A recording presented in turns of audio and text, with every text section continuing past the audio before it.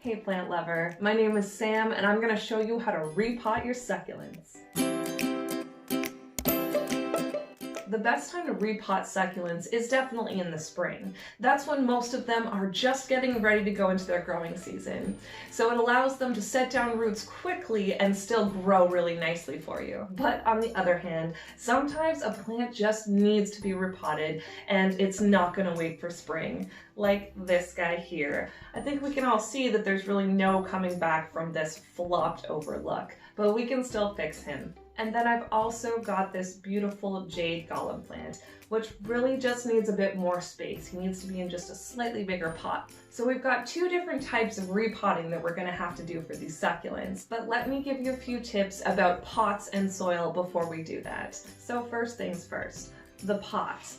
Please make sure that you're using a pot with drainage holes. This is so important for succulents because they really can't handle water hanging around their roots. It causes root rot. And you want to make sure that when you water, the water is able to flow quickly and freely away from those roots. And one of the best ways to do that is to have a drainage hole. Secondly, the soil that you're using. Make sure that it is really gritty and free draining. If you need any information or help regarding succulent soil mixes and amendments, go ahead and check out my last video because it is all about that. Another quick note about pots is that for succulents, sometimes terracotta can be the best choice.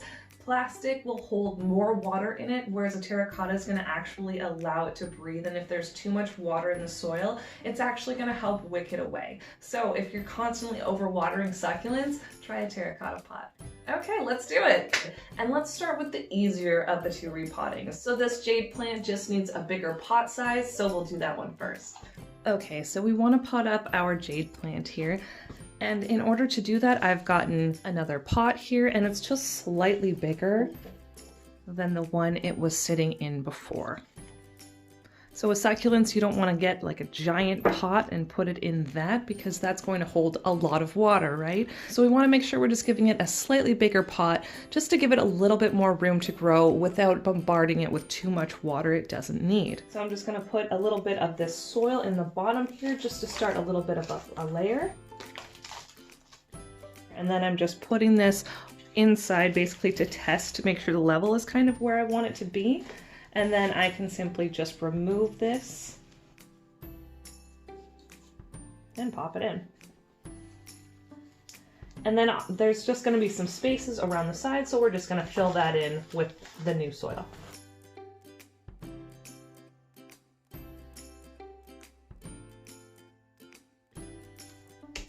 Give it a little tap just to get rid of any air pockets.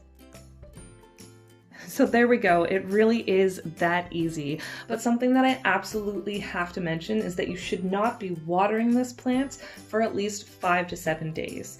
And that is because anytime we repot any plant, inevitably we do a little bit of root damage to it. When we damage the roots, it creates these wounds, and then those are basically just open invitations for water to get in to create root rot. So what we do is we let it rest for about 5 to 7 days. That way the roots can callus and heal over, and when we introduce water, it won't be a problem. Okay, on to our next repotting. If you're finding this video helpful, please plant your finger on that like button. With this guy, it's going to be a bit of a different story. There's definitely no saving this, coming back from this, making this look good. So the only thing that we can do in this case is to chop and repot. So we're basically going to just be cutting this just above the base. And I'm obviously going to leave this because there's a few new succulents coming off that look perfectly happy and healthy. Even if those succulents weren't there though, I would still chop this maybe an inch above the soil and then just leave it, because what usually happens with succulents is they'll actually just start growing pups and forming new babies out there. So you can get a whole lot of awesome babies using this method. Now there's actually two ways that we could approach this chop and repot. When we cut the plant, obviously we're creating a huge wound, and as we know, we need the wounds to heal over and callus.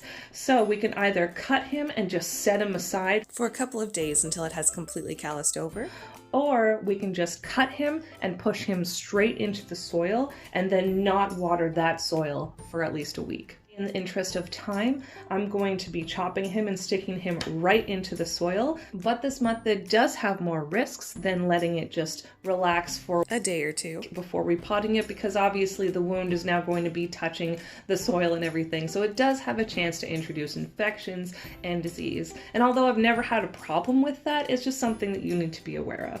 So because I know I'm going to just chop him and put him right into some soil, I'm just gonna fill my pot that I have here for him with soil first. Okay, so let's bite the bullet and chop him. Whew. There we go, we did it. We've created that big open wound right there. Actually, this guy's so big that we're gonna have to do more work with him, because if I just like stuck that right back in the soil, that's not really a great succulent either. So what I'm going to do is look for the pretty part. So this top part here looks all right. So I'm just gonna come in here and chop this down just to get at that nice looking top part. I'm going to take off the bottom leaves. And don't throw the leaves away, because if you want to, you can propagate those as well. And then I'm just going to stick him right into the soil. Just like that. So he's done. There's a new plant there. There's plant there. And then there's all this, which realistically I could do more with. I could chop up these sections and stick it in, but this is just so weird and so wonky that what I'm going to do is just strip all of the leaves off and then propagate the leaves. So to propagate these leaves, you could just strip all of the leaves onto here and then just take a tray of some kind. I've just got an old sushi tray here that I am reusing and recycling. And then you just fill it up with soil and lay your leaves right on top. Make sure to mist this every couple of days to make sure that the soil stays moist but not soggy. And then you'll see little hair roots forming, and then little tiny succulents will start to push out.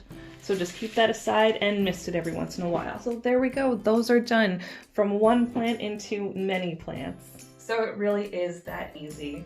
I hope that this video was helpful for you and that you pot up some awesome succulents. And until we get to hang out again, don't forget to take care of your plants and yourself.